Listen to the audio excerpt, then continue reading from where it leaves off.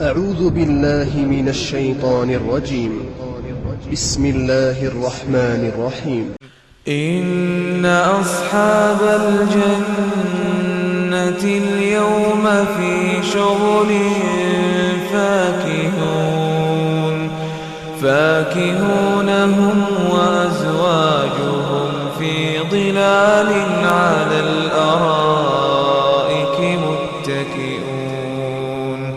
لهم فيها فاكهة ولهم ما يدعون سلام قولا من رب رحيم سلام قولا من رب رحيم وامتازوا اليوم أيها المجرمون ألم أعهد إليكم يا بني آدم ألا تعبدوا الشيطان إنه لكم عدو مبين وأن اعبدوني هذا صراط مستقيم ولقد أضل منكم جبلا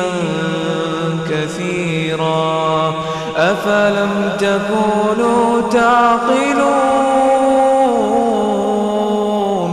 هذه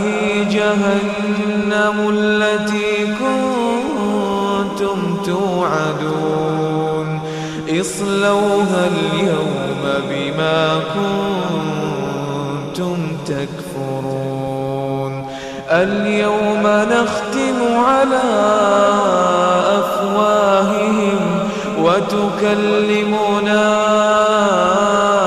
أيديهم وتشهد أرجلهم بما كانوا يكسبون ولو نشاء لطمسنا على أعينهم فاستبقوا الصراط فأنى يبصرون ولو نشاء لمسخناهم على مكانتهم فما استطاعوا مضيا ولا يرجعون ومن نعمره ننكسه في الخلق أفلا يعقلون وما علمناه الشعر وما ينبغي له إن هو إلا ذكر وقرآن مبين لينذر من كان